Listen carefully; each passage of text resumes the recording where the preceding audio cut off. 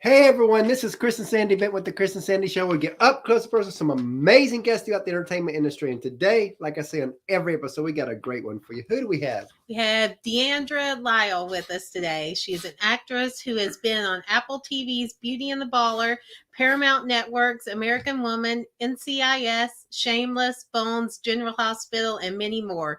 She also returns as Jess Dunn in Disney Channel's time-traveling mystery adventure series, Secrets of Sulphur Springs. And we're excited to have her on the show. So Yes. welcome to the show.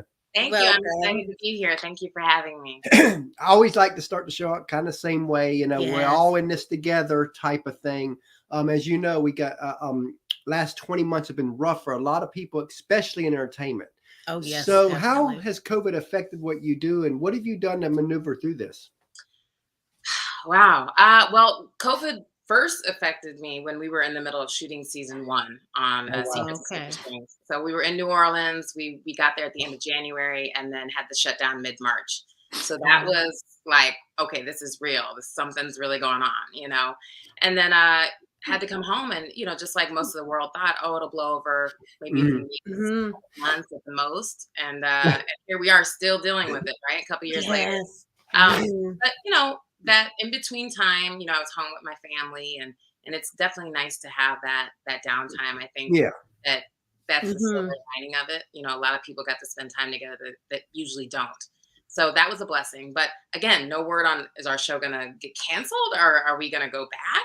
And then Because luckily, that's the scary part. Nobody knew what was going to nobody happen. knows. Oh, that's true. Exactly. I mean, you even had, I remember at the beginning of it, I remember Fosse even saying, this is probably the new normal. We'll probably never have concerts, never have it. And we're just sitting there like, how in the world would our country survive with no entertainment? No. Yeah. Right, exactly. Yeah, the sports were all like, you know, sidelined and everything. And yeah, I mean, it's tricky because you just don't know. You know, fortunately for us, we were able to go back at the end of the year. And, you know, it was very different. I mean, just we shoot in New Orleans. So, you know, being there, it went from being this really lively place during Mardi Gras to like a ghost Yeah. town. I mean, it was, you know, Wow. things were shut down, and we had to get tested 3 times a week. You know, when Wow. we test 3 times a week, because if you know, test positive, then you have to quarantine. Well, Right. initially at 14 days. So, you know, how you navigate the workspace was a little interesting. Is not as much social interaction with your peers, you know, because everybody wants to keep everybody separate. Okay. You know, since then, I mean, you know, we went back and shot another season, same protocol. And I mean, you know, you just do what you can, and hopefully everybody is on the same, you know, mindset, and we can make it happen. So That's like, you know, that's like for us, you know, we launched this show January of 2020. So a couple months before COVID, and our original plan was maybe 100 interviews first year. And then COVID happens. And as I'm watching everything get shut down, I told Sandy, you know, we can't change this, but all these actors and artists and all that in the entertainment world are going to now have time for our show. Right, exactly. Normally would not happen. That was kind of perfect timing. Absolutely. So, it was, especially for a brand new show, because again, you know, with a brand new, once you've been out for years and years, then people will come on your show. But with brand new show, I knew that this could be the foundation we built. So we did over 300 interviews in the first year, and we're over 500 now. And because of that, now as things are going back to normal, we've built the foundation, which is exactly. So see, there's so many blessings that can come out of, you know, they say, there's a saying, it says, it may not be a setback, but a setup. Exactly. You know? It was definitely a setup for us. That's true for a lot of things. So yeah. So, you know, a lot of people would ask, when did you know you wanted to become an actress? But I like to go deeper than that. When did it click for you that this could be a career move? Well, I'm kind of an anomaly in it because it didn't click for me until way later than most people. You know, you have people that say, I always knew I wanted to be in show business. I was a kid performing, dressing up. And I mean, I had fun, you know, I played Barbies and I had an imagination and I played sports and I did things, but it wasn't ever on my to-do list, you know, to do acting. So I got my college degree in therapeutic recreation and minor social work. And I was working with predominantly at-risk youth, children's system. My last real job, 2 years, I worked at a psych hospital with children through adults. So, you know, that's what I was doing. And then the acting thing, the seed was probably planted my last semester of classes in college because I had hours to kill. So I took an acting class. And the teacher said, you have it, you need to be doing this. And I'm like, Oh, wow. And then you go on about life, right? I graduate. I have my daughter, and then, then I get back to, I'm from Iowa. So I get back home for a few years and I'm just not happy. And so that acting thing was sitting there. And it was like, so over those next few years, I went to an open talent call in Minnesota. And then I said I had to go see it. So I came to LA for a month just to do background and check it out. And then I moved to outside of DC, and then I moved to Chicago, and it was crazy. I've been everywhere. And then in Chicago, I did train for a year in Second City, which is, that was the original Second City. So improv and sketch comedy. And I was working as a therapist. And then in 2008, when things went bad, the recession and the economy was bad, I lost my job. Yeah, I was laid off, like pack your stuff in your box that day and go, Wow. And that at that moment is when I, said I'm a single parent in a city with no family. If I work a 9 to 5, it doesn't give me the flexibility to pursue acting because you have to have flexibility during the week, And I said, when one door closes, another one opens. So let's try this. So at the age of 30 is when I started acting. Wow. So that's when it officially clicked. So I tell people I didn't choose acting. It chose me. Exactly. Yes. I didn't see it coming. So yeah. That's like even for our show, talking about choosing you. I really, I never wanted to be in entertainment, nothing like that. And then, when we first married almost 20 years ago, she was big hardcore into music. I was big hardcore into motivation stuff. So when we was in the car, that was kind of an issue. We had to kind of compromise. Yeah, we had to compromise there. But through the years, it was like she was so hardcore into music. And then all of a sudden in 2013, one thing led to another. We did some songwriting stuff together, lyric writing, I should say. Yeah. And then that led to something else, which led to something else. And then next thing I know, we're doing this show that we just never imagined doing. And then the first episode after it was over, I remember January 3rd, 2020. I was like, you know what? This is it. This is what we're supposed to do. And see, that's the thing. Like, what I learned in that moment is paths change. And it's okay. Like we can say, oh, I want to do this. And we think that that's why I do it. Maybe we do that for a while. And then all of a sudden something else comes in. And I think the beauty is being open to exploring those avenues and that change. And I think that honestly, that's where, when you hear about people having midlife crisis or, breaking down, you see doctors and attorneys going from living this amazing life with security to also not want to be a painter or do pottery. You know what I mean? Be a nature guide. I don't know, so it's really comes down to, fulfilling your spirit and your soul, and that can change, and that is okay. And that's one thing I tell people will try to put you in a box. Oh, absolutely. They will try to, because traditionally you go to school and you work and you have your family and you do this and everybody's journey is different. I'm a bit of a dreamer. I'm a bit of a, people say, well, how can you? I go, well, why can't I? And honestly, the career that I'm in is not the most secure financially career choice. But you're making it. But I'm and it's a passion. Making it, and it ebbs and flows, but I feel like when things continue to go in a positive direction, that's where you're still supposed to be. So exactly. And you're talking about how people are like that. I remember trying to be put in a box, when I felt like I was supposed to meet my wife online, which I did. I met her February 2nd of 2002. Wow. But before that, I would meet a lot of different people online. And one of my first ideas was I would ask, if it were possible, would you be willing to be a 24/7 couple to build a legacy together? And depending on that answer would be whether I move on or not. Okay.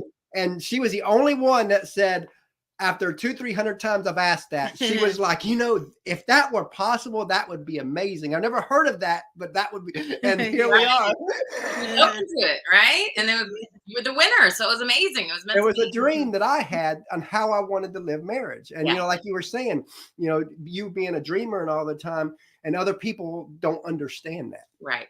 And I mean, it's there's pros and cons of all of it, right? You take chances and you just don't know. But, I believe you can't fight or force things. You have to flow, and you just have to listen to your spirit and your heart and just go with it. And really understanding your why and your what, but you don't have to know your how. You know, exactly. you have to do that trust fall to the universe or whatever it is. And just as long as you're staying in alignment and following what's inside of you, I feel like you can't go wrong most times. Hopefully, I don't want to quote that, Exactly. Now, as you know, a lot of people, they see the glory in what you do, but they don't see the grind, the sacrifice, the tears, the struggles it takes to get there. And I always want to talk about that side of it, because I think a lot of people kind of sugarcoat this side of it, and they're like, if you got the talent, you'll make it. But we both know that's just not the case. A lot of very talented people never make it, because if you don't have that work ethic, you can forget it. It's not happening. So take a few moments and tell us a little bit about the sacrifices and struggles you've had to go through to even get where you are today. Right. Well, real quick to touch on what you were saying about, you have to have the work ethic. Like, as you say, I say all the time, I have so many friends that are amazing, that are having a hard time just getting representation or getting into the door. I know for me, I've been very fortunate to have an amazing team around me. My managers, my agents are phenomenal. Yes, I've put in the work. I've trained. I'm not classically trained like a lot of, actors. I don't have a degree in, the arts, but I also, I have favor, and I realize that, and I realize that I could not be here without any piece of my puzzle. And a huge piece of that is my mom, who's always believed in me and been behind me 1,000%, still to this day.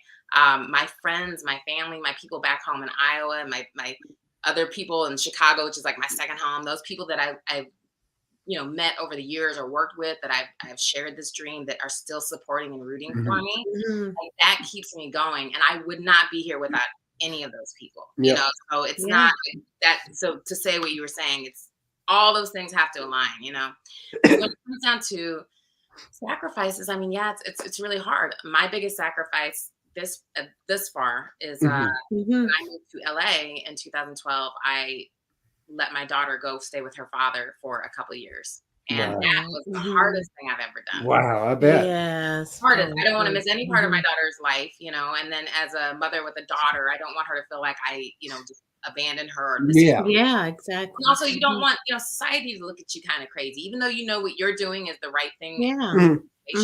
Like a society will do that. Absolutely. I mean, luckily nobody said anything to me, but I'm sure people have their opinions.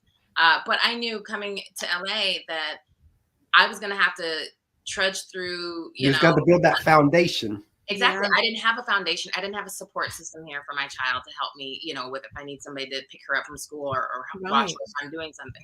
I knew, I'm a small fish in a big pond. Nobody knows me. I have to go establish myself and do grunt work and do all these things. And so, I didn't want to drag her through that. So, fortunately for myself and her father, we get along great, even though we're no longer together.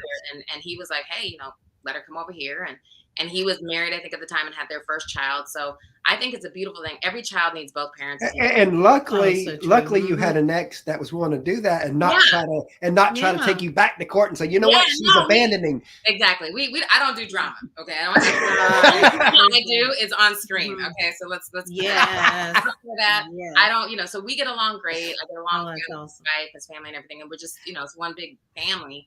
And so, she went out there, and it was great for her to be around her father for a while, and to experience being a sibling. So there was a lot of beautiful moments that came from that. Wow. Although it was really, really hard. I mean, to her 10th birthday, I wasn't there in person, and that probably made you work harder because you knew that you wanted to happen faster. Yeah. I mean, you flow with it. I mean, I wasn't out here when I got to LA. Honestly, it was my first time ever living by myself as an adult, because in college I had roommates. And then after college I had roommates, and then I had my daughter, and I'd always had somebody with me. So now I'm in a studio. I don't have anyone here, no animals. And I'm like, what? But I'm not out in the streets running around, because that's so that was a big sacrifice that fortunately paid off. And my daughter, I couldn't do it if she wasn't as resilient and as strong as she has been through all of this. So I mean, it's hard. And then, so you sacrifice time, social gatherings with people that, you may have something planned, and now you got to do an audition, and you have to miss out on things. Sometimes you have to. I was supposed to be in a wedding a couple years ago, and I got I got added on for more shows, and they're like, and I'm like, well, the wedding happens once. Yeah, because you can't say no, because that could be the big break. It could. It you is. Never know which I one also is. do. There is power in saying no, and there are certain things that I will not sacrifice. Yeah. So yeah. For my daughter, when she was back out here, she was doing sports, track and volleyball, and I love going to those things. So, I tell my agents and my managers, hey, on these days after, like, say 3 o'clock, I don't want to have anything if I don't have to, because I want to watch her thing. Like, if we can't reschedule, I'll go, but like, I can't get that back. Exactly. You kids grow up, and I'm not going to sacrifice her for them. So, it is tough. You take your chances. But hopefully and you got to take, and again, nothing in life comes easy, and you got to take those risks, because without risks, you're just going to live that mediocre life that you'll be miserable with the rest of your life. Right. Yeah. And again, I don't want to, if somebody's living that mediocre life and they're happy, that's great. Right. But like us, we wouldn't be happy. Yeah, exactly. Yep. Because that's what I always try to tell people. I'm like, hey, if the 9 to 5 is your cup of tea, that is great. It's just not ours. That's the same. My mom, she's always been, office, business world, corporate. I'm like, no, that is absolutely not. It's so funny because my daughter now, like, even from a younger age, she's like, no, that's not me either. Yeah. She's in college now, so she's still, figuring out what she wants to do. But it's like, we both knew, no, I can't sit behind a desk. But for people like my mom, she's had an amazing, career, and that just worked for her. Exactly. Right. So you need people everywhere. And I wish people would see that, whatever choices you make in career-wise, whether it is acting, whether it's a creative, whether it's music, or whether it's 9 to 5, business owner, all that. I wish people would understand, you have to live with this. Sometimes you're going to have that pain. You don't need them now also adding to that pain. Right. Exactly. I mean, what do they say? Do what you love and love what you do, or, and you'll never work a day in your life. That's what they say. But yeah, I agree. Like, everybody has gifts in different areas, and everybody, has enjoyment with different things, and those things can change, and that's okay. Exactly. As long as you're just, doing for you. Now that we talked a little bit about the sacrifice side, let's flip the script and go the other way. What are a few wow moments for you? What are a few wow moments? Man, it's funny. I think for me in this career, one of my biggest wow moments are things that aren't even, bookings. Like, I didn't even book the job, but I had this big, amazing, to me, it was still a victory, because every little, step you take is a success and a victory. I know for me, one wow moment in my experience is I had an audition for a lead role opposite Denzel Washington in a film a few years ago. And it was one of those big roles and opportunities that don't come along very often. Yeah. And especially for no name actors, I'm proud of what I've done, but like, I'm not this household name, so to get to that position, to even be considered for that read was really a big moment, so I went in and I did the audition, and I left, and I said, you know what, I'm just happy to even get in the room. And then we ended up having a director session, which is like, you're basically kind of one of the finalists. Like, so I met with the director, producer, and it was like Dan Gilroy, who did Nightcrawler. So he was the same director. Okay. And I was like, and they were like, thank you for being here. We love your work. And I'm like, thank you for having me. I'm like, when I'm signing in, I'm seeing all these named actresses, that have had major films and shows. And wow. So, I didn't end up getting the role, but to be able to come in, to be in that crew, be in that crew. And here's something that, it was so wild. It hit me. Like, I didn't hear a voice. This hit me when I was signing in for my initial audition. I see all these named actresses, and I go, you know what? Just because they're a name doesn't mean they're better than me. Yep. Everybody was nobody before they were somebody. So get on. Let's go. Everybody has to start somewhere. So that was always one of my biggest victories for myself, even though I didn't get it. And then, other things like, my show now, just when you make those moves and you kind of climb and, and grow to, I had a co-star and then to a guest star, and then I was recurring, and fortunately now I'm a series regular, which is a major career accomplishment, you know. Yes. Those are great. But I will say there's another wow moment that I did have a few years ago. I had auditioned for it seemed like an independent show. I didn't really know what it was for. Did the audition, had a callback, and at the callback they were like, "Oh yeah, you pretty much have it. We just wanted to meet you and see how, we vibe with you." I was like, "Okay." And so after everything went through, I came to find out that the three primary stars of the show and the three creators of the show were Fred Armisen, John C. Reilly, and Tim Heidecker, like comedic. Oh, yeah, wow. yeah. And I had no idea like that they were. Oh, wow. So I was this guest star on an episode. It was just me and those three guys the whole episode.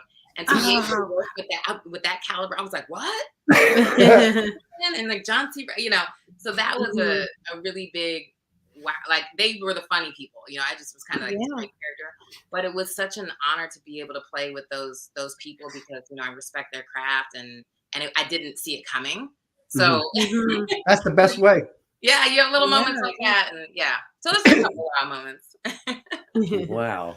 So as you know, a lot of people, they see you, but they don't see the team behind you. In our opinion, the team never gets the love. They do not. On our show, they get some love. So take a few moments to tell us a little bit about the team that helps you be who you are. All right. Well, I have my managers, Impact Artist Group, and that is Peter Klug and Tara Weiler, and I've been with them since 2013. They're amazing. When we first met, they were like, "We don't have you." And I was like, "Oh, the energy was just right." I'm very big on energy, and some people would say, "Oh, take several meetings and compare and figure out." I just knew right then that it felt right and they felt right. And I honestly don't think that we'll ever not be together. They are family. They are here to help me, when I'm going through my little things and self-tapes and, heck, we used Peter's backyard for my daughter's graduation party. So it really is family. Anything I need, they're there. They're supportive emotionally, and in so many ways. So they're amazing. My agents, BRS Gage, several people to name. So you have David, Amy, Sarah Beth, Craig. I mean, there's and then you have the assistants. And then you also have, that's the LA office and you have the New York office. I've been with them since 2014. Wow. They too have been amazingly supportive of me, especially a couple years ago. I had decided to step away from acting because I hadn't really worked in 2 years and I wasn't having fun. Yeah. And for me to go to my agents and my managers and say, "I'm stepping away," and they've stood by my side, but they continued to stand by my side even when I was going through this dark time. It really doesn't happen that often, especially with agents in this business. So, I'm so grateful to have people that believe in me, that are excited about me, that push me, that stand by me, even when I'm going through my things. And it just doesn't happen very often. I've heard some stories. And again, I'm really lucky and blessed to have such an amazing team around me. I also have my commercial agents. I got my voiceover agents. And I got my PR people, PR. We love the PR people. We do. PR people keeps us busy. We couldn't do it without That's a good thing. Yeah. And they're amazing. And, all of them, those are my, business team. But then again, like I said, I have my mom, I have my daughter, I have my fiance, I have all my. Exactly. It's all the team. So like I said, I wouldn't be here without any one of those people. A little side note about PR people. When we first launched this show, and it was a learning experience because we'd never done any of this before. Right. If I was connected to someone on Facebook, I thought, why do I have to go around them to get them? Right. And I did that on somebody and I got chewed out for that PR person. And it's funny because now I'm the opposite. Now, if someone comes to me without a PR person, I kind of don't want to put them on the show because we have found that you get a lot more quality interviews from people who have PR teams. Definitely. Right. It's about business, Yeah. And luckily, like I said, again, with PR Machine, with Mike and Rachel and Grace, they have great energy and they're excited. That's my biggest thing. I want to surround myself with people that are positive, that believe in you, that are human, that are real, and may have a little weirdness because I'm really weird. So be weird with me and be able to talk and keep up. So so they're great. Everyone is great. speaking of teams, we have a third co-host, our 10-year-old that we bring on. Oh, okay. He asked a couple questions. So Sandy's going to go get him. Oh, yeah, please. And we've got an almost 3-year-old that when she gets older, she'll be plugged in this show because we are a family of 4. Oh, you guys are keeping yourself busy. The 3-year-old especially. Got to combine it all. That's one reason why we do middle of the day interviews is because this is her nap time. So basically when we're about to start the interview, she goes down. Yeah. And it's worked good so far for and what's funny is with the people that we bring on, normally they don't want to do interviews in the evenings anyway. This actually works better for them. So it actually works really good. Yeah, I know all about that planning around the children's schedule. When my daughter was little, like if I had to fly with her, I'm like, okay, I'm going to fly at nap time. I'm going to feed her. She's going to sleep. Like, you have it down to a science. So and we've been lucky that, Caitlin, she knows the routine so much now that when it's time to go down, she'll go down. She don't fight it or anything. And we've been, I don't know how we managed this, but we've been lucky there. So you are, because I had an easy sleeper too. So I was really, I'm with you. Hey. Hi, Diandra. So what's your favorite food? What's my favorite food? Ooh. That's going to be tough. I don't know favorites. But I do like pizza a lot. I do like tacos. I feel like I eat pizza and tacos a lot. Something I probably shouldn't eat, but we just had it the other day, was chips and dip. Ooh. Like Ruffles chips, Ruffles with ridges and French onion dip. Only because it was Super Bowl weekend, so I feel like that was our excuse. Mm-hmm. So those are some of my favorites. Because what's yours? Mine is pizza. Oh, what kind of pizza? Perosos and supreme and pineapple. He's got 4 kinds. My daughter, she likes pineapple on her pizza too. I can't quite do the pineapple. It's funny because we just learned whether he likes that because we've never tried it. And so many people, when he asks a food question, would ask him, "Oh, what kind? Have you ever tried pineapple?" And I always know. And finally, one day he's like, "I want to try pineapple." So and you like it? Okay, there it is. Okay, so what's your favorite TV show and movie? Favorite TV show and movie.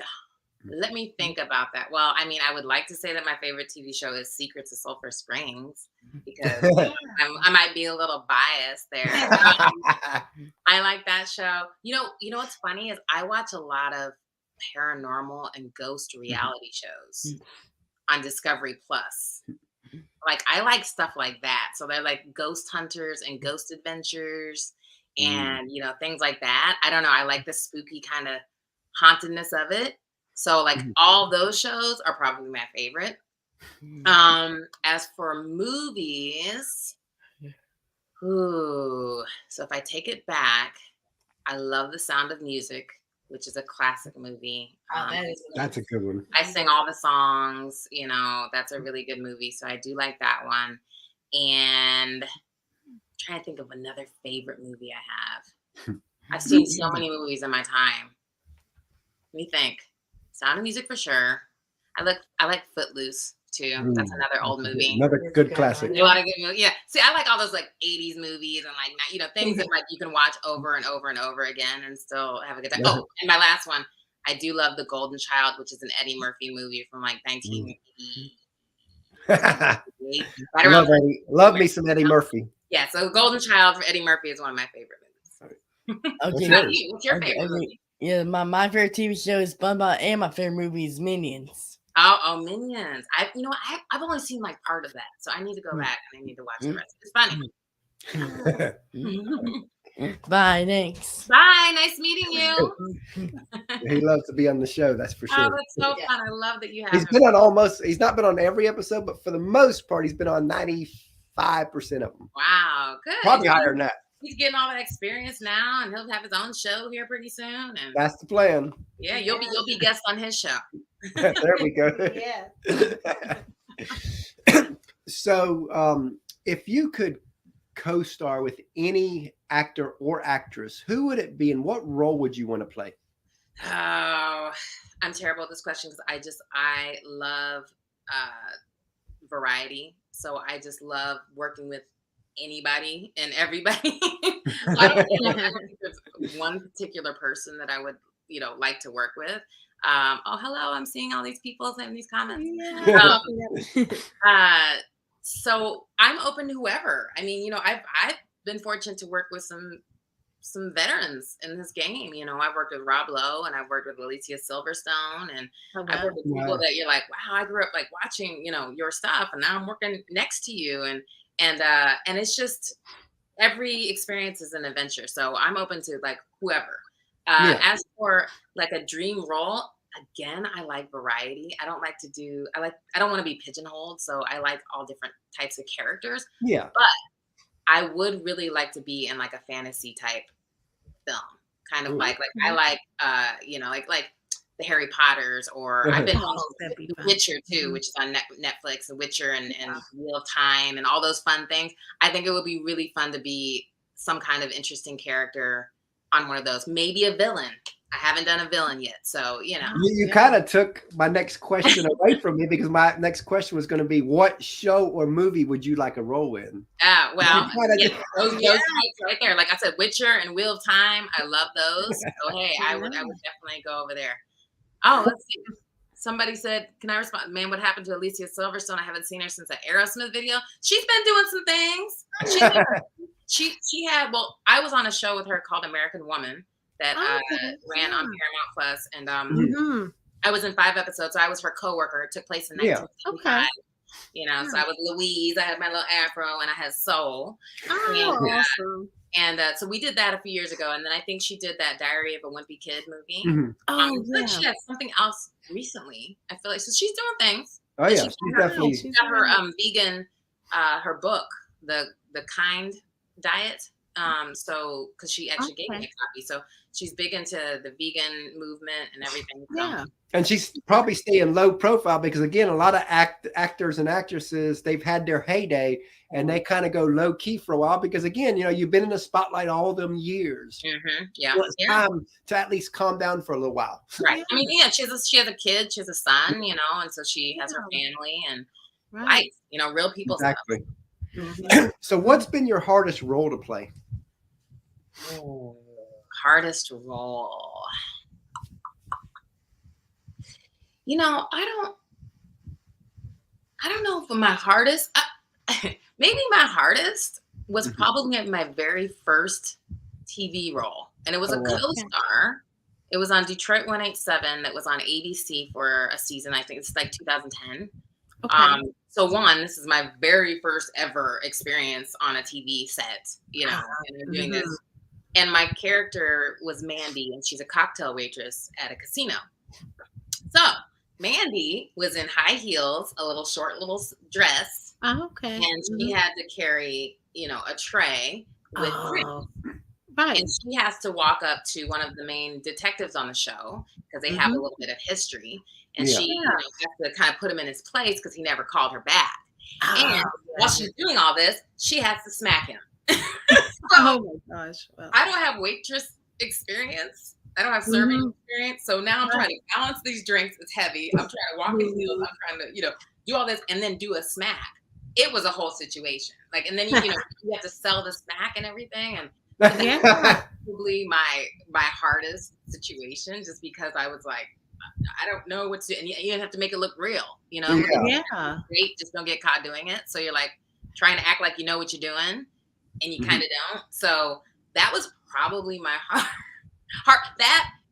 And I would say, a courtroom scene in Chicago Justice because I was an assistant DA and, just getting the dialogue, the jargon, the legal jargon is tricky, and it's a fast tempo. So, you're over there like, with all due respect, Your Honor, and blah, blah, blah, blah, blah. And it's back and forth.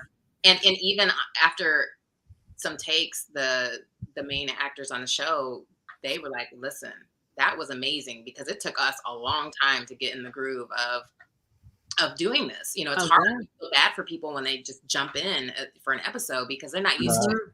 So it's a muscle that, for the medical dramas and the legal dramas, all that terminology and those big words. And then you have to learn and figure out what everything means because, you're supposed to know what you're talking about.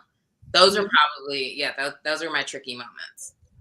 And he asked, does Diandra like doing soap operas or are they boring? So I've done 2 soaps or daytime dramas. I don't want to offend them and call them soaps. Right. Well, I don't know what they prefer, but Yeah. Yeah. I did Young and the Restless, and Okay. I did General Hospital. Yeah. They were fine. I mean, I had like one scene in each, but the thing about daytime dramas is they film a lot of content fast because it's a daily show. Because it's daily. So you have to come in and you have to know your stuff because you may only do it like 2 or 3 times and then they move on. Because there's no time to sit there and like have a mess up or this and that because it's just you got to keep it moving. Yeah. So it was cool. I mean, it was an experience. It again helps me as an actor to be on top of my game. Be more broad. As opposed for watching soap operas, I don't really watch them. I don't watch a lot of TV. That's just crazy. So what's been your most fun role? My most fun. Can I say one of my most rewarding roles? Oh, sure. Fun for me was when I did an episode of Code Black, and it was a storyline. That's the one I worked with Rob Lowe. He was the doctor on my case or whatever, on the show. And I was a mother to a little girl who had autism and never speaks to me, verbally. She speaks to her phone, and so.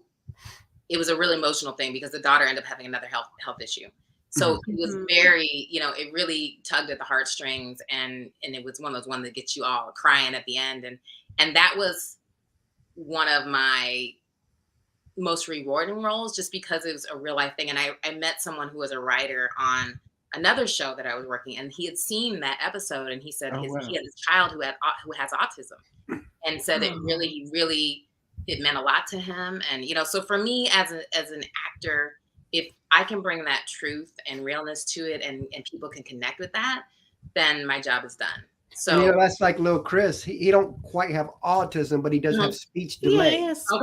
Developmental delay that's mild. So we've had to work things around with him. He's doing so well now. No, he's doing great. He's proud of how far he's come. Yeah. So I mean, it's the realness of life and the human experience.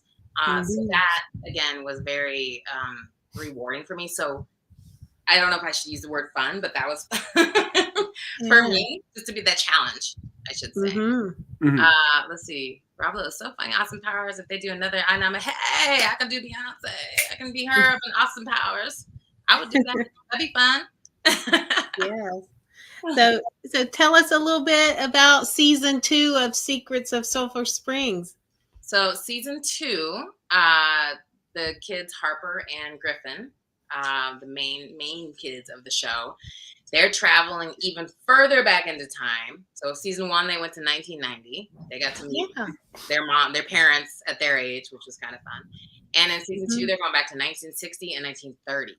So they're taking way back. And the focus of season 2 is my daughter Harper. She's learning some things about the history of the Tremont Hotel, which is the main, of the show. Learning the connection between that property and her father's family. So there's a connection there that nobody really ever knew. They're going back to figure out, okay, was this property, all those things. So it's a lot of fun, and honestly, it touches on some race discussions, things. And I love how the writers and the creators how they did it because it's an important topic to talk about, but they didn't like put it in your face like stuff. It's a great thing that kids and their parents can have discussions about. So absolutely. You know what I mean? It's that's really important. It's important to have those discussions, especially now in this day and age. So they did a beautiful job with that. So that's season 2. So playing that role with those type of discussions, what have you learned about yourself through that role?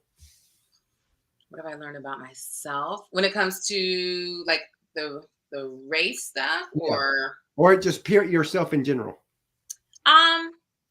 I mean, I can say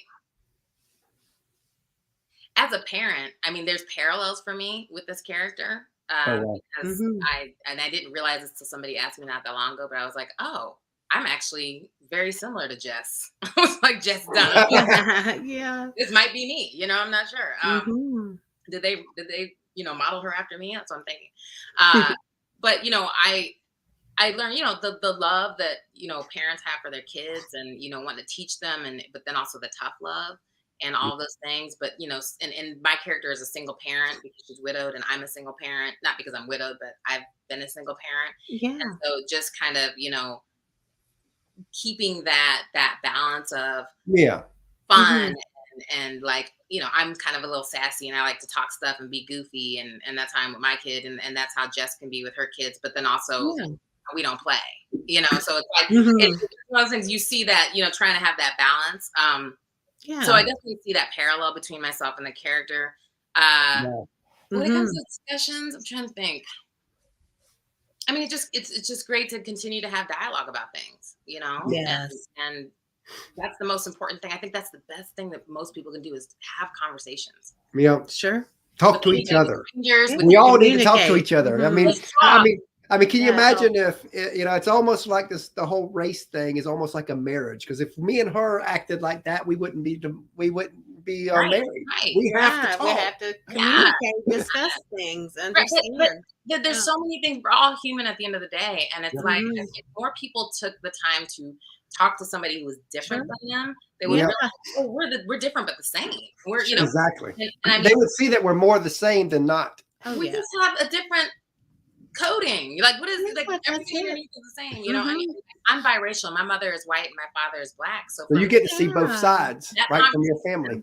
With my white mother, and my grandparents, because my parents divorced. So, I've lived in this interesting world of being able to, I don't know what it's like to be white, obviously, but I've seen the white side of the world in a certain way through a certain lens. That's what I grew up with. So I always love having conversations about race. Because I'm like, hey, I'm biracial. And if somebody has confusion about something or if they're feeling some kind of way, I want to be a safe place to have that conversation. But then, you have to talk.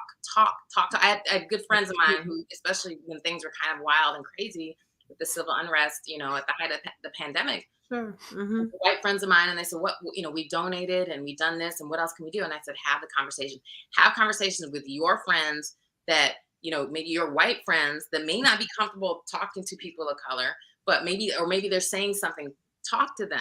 You know what I mean? That's just that makes a lot of sense. It does. And get to know people and be open."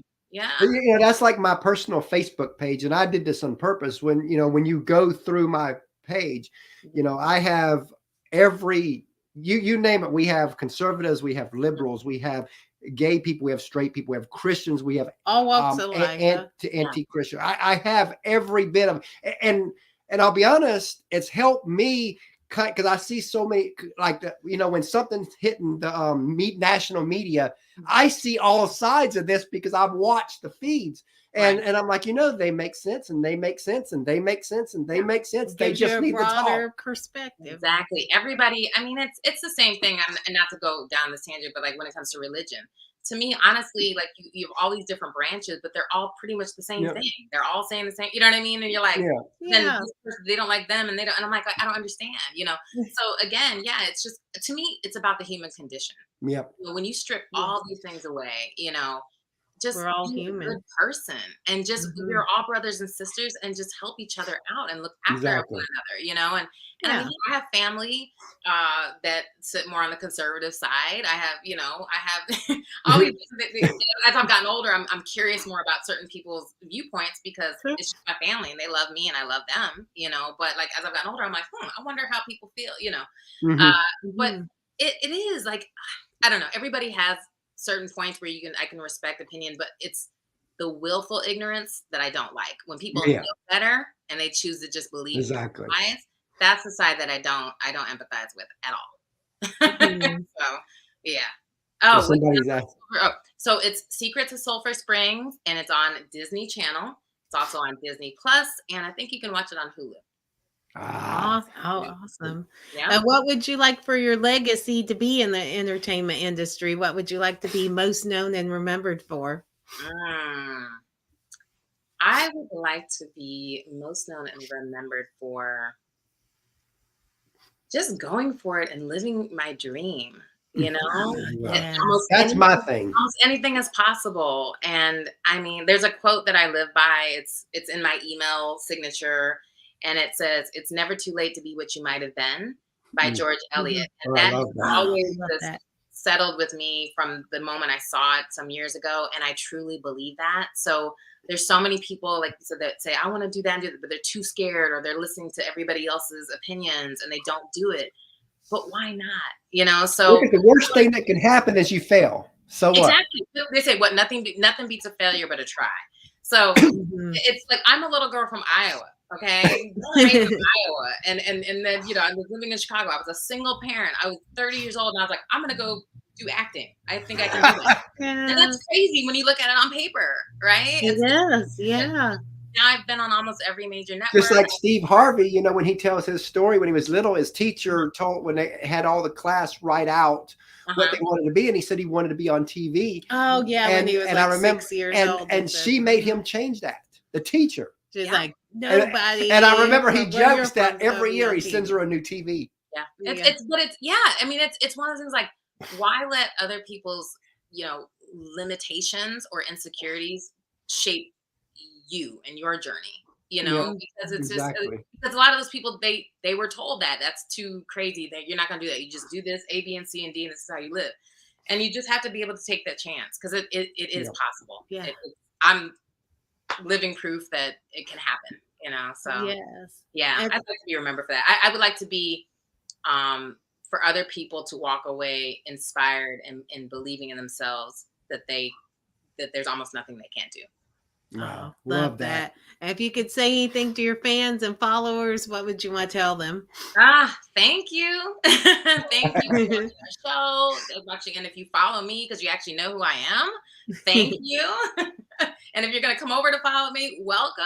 I just like to have a good time. I love to feel good. I love when other people feel good and can just be themselves. And I appreciate when people share their space and their energy and their light with me. And I love sharing that with them. So thank you, everyone. If you want to come into my little realm and hang out, I'm grateful for it.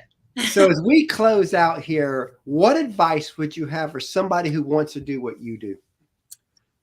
I would say, I mean, there's so many things I would say, but you know, live your dreams, follow your heart, have endurance. You know, it's not easy. Endurance is the big thing. Endurance is huge. And I mean, like I said, in this business, there's a lot of ups and downs. There's a lot of, you know, I went for a few years where I was working constantly, and then I went for 2 years and there was like nothing. Wow. And that's hard, you know, and honestly, like I said, I had made a decision to step away temporarily. And then I ended up booking Sulphur Springs, which was like my biggest role yet. Because the universe and the higher power was like, hold on, we got something for you. You know, when I just let's give some favor. Yeah, it's just it absolutely is. So just endurance, you know, it's a marathon, not a sprint. If your heart is there and you truly believe it and you want it, then just keep going, you know. And also know, I believe what's for you is for you. So, you know, people say you just got to go after it. You have to go after it, but you also have to understand, like, I guess I view it like, if I don't get a job, it wasn't for me. Exactly. I don't look at it as rejection. I look at it like, okay, well, that one wasn't for me. It was for that job could have held you back from where you're supposed to go. Exactly. It could have. I don't believe in accidents, you know, so everything kind of happens the way it's supposed to happen. So, you know, I think one of the biggest things in this business is that constant reconditioning of your mindset, and just knowing that, to me, like, nobody else is my competition. I'm my only competition. I have to say a game of golf. I have to go and better my score if it's funny. And that, because if you don't, and you start letting all that noise get into your head, it can chew you up and spit you out, and it's really tough. So yeah, those are a few things I would definitely love that. So tell everybody how they can find you. Well, you can find me on the socials. I'm on Instagram. It's my name, @Diandra Lyle. I'm also on Twitter @Diandra Lyle. Facebook, Diandra Lyle. I'm not too creative. I think it's always I'm not on TikTok or Snapchat. I'm kind of like a little old school. My daughter's on those. I can't really get down with those. But yeah, just put my name in, I should be there.